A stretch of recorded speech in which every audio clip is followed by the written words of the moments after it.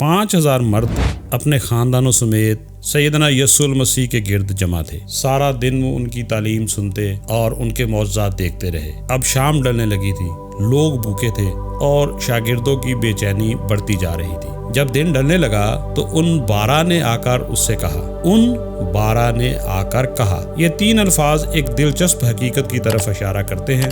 मालूम होता है कि शागिर्दों ने आपस में मशवरा किया, सूरत हाल का जायजा लिया, मसले पर गुफ्तगू की और एक फैसला किया और फिर अपनी मुतफिका राय सैयदना यस्सु के सामने पेश कर दी। अफसोस की बात यह थी कि ये सब कुछ खुदावंद यस्सु से मशवरा किए बगैर हुआ। उन्होंने अपने आका से रहनुमाई तलब नहीं की, बल्कि मसला बयान करने के बाद उसी को बताने लगे कि अब क्या करना चाहिए। पहले उन्होंने हालात का तज्जिया पेश किया। मसला नंबर 1 कि जगह, क्योंकि हम यहाँ एक वीरान जगह में हैं। दूसरा मसला वक्त, दिन बहुत डल गया है। और तीसरा मसला उन्होंने पेश किया बजट, कि इतने पैसे कहाँ से आएंगे। यूहन्ना की मार्फत लिखी गई इंजील में फिलिप्पस, जो गालबन माली मामलात पर नजर रखते थे, हिसाब लगाकर कहते हैं 200 दिनार की रोटी भी उनके लिए काफी ना होगी कि हर एक को थोड़ी सी मिल जाए। क्या आप इन अल्फाज के पीछे छुपा हुआ तर्ज फिक्र महसूस कर सकते हैं? हम एक वीरान जगह में हैं, गोया ये सवाल किया जा रहा हो कि ये जगह आखिर मुंतखब किसने की। दिन बहुत ढल गया है,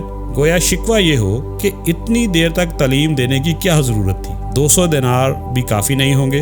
गोया शिकायत हो कि लोग अपना खाना साथ क्यों नहीं लाए। आहिस्ता आहिस्ता शागिर्दों की मायूसी बेअदबी के करीब पहुंच गई। वो खुदावंद यस्सुल मसीह से मशवरा लेने की बजाय उन्हें हदायत देने लगे, भीड़ को रुखसत कर ताकि वो चारों तरफ के गाँव में और बस्तियों में जाकर ठहरें और खाने का इंतजाम करें, क्योंकि हम यहाँ वीरान जगह में हैं। गोया शागिर्द खुदावंद यस्सुल मसीह को बता रहे थे कि अब क्या करना चाहिए। ये यकीनन उनके बेहतरीन लम्हात में से एक नहीं था। हैरत की बात यह थी कि ये वही शागिर्द और हवारी थे जिन्होंने खुदावंद यस्सु के बेशुमार मौजज़ात अपनी आंखों से देखे थे। उन्होंने पानी को मैं बनते भी देखा था, कफरनहूम में बीमारों को शिफा पाते देखा, गलील की झील में मौजाना तौर पर मछलियों से भरी हुई कश्तियां देखी, मफलूजों को चलते देखा, एक लड़की को जिंदा होते देखा, जनाब पतरस की सास को शिफा पाते देखा, तूफान को खामोश होते हुए देखा, नाइन की बेवा के बेटे को दोबारा जिंदगी पाते देखा और 12 साल से खून बहने वाली औरत को मुकम्मल शिफा मिलते देखा। ये कोई नए शागिर्द नहीं थे,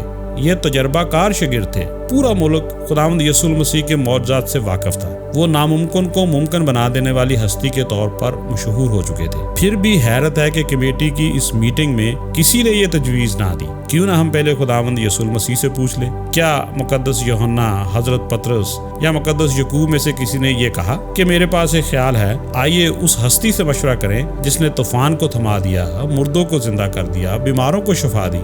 शायद उसके पास इस मसले का भी कोई हल हो। शागिर्दों की असल गलती ये नहीं थी कि उन्होंने मसले का तज्जिया किया।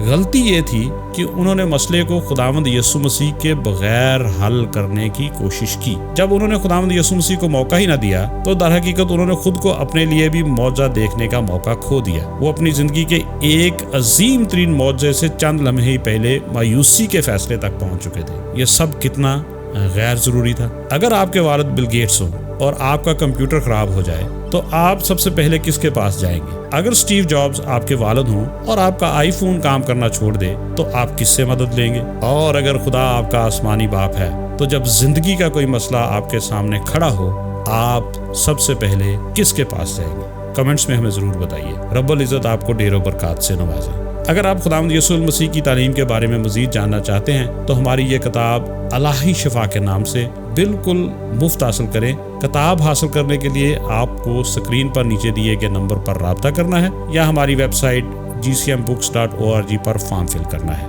ये किताब बिल्कुल फ्री आपके घर तक पहुंचा दी जाएगी। और अगर आप मज़ीद ऐसी वीडियोस देखना चाहते हैं तो बराए करम हमारे इस चैनल को लाइक करें, सब्सक्राइब करें और शेयर करें और फेसबुक पर हमें फॉलो भी करें। शुक्रिया।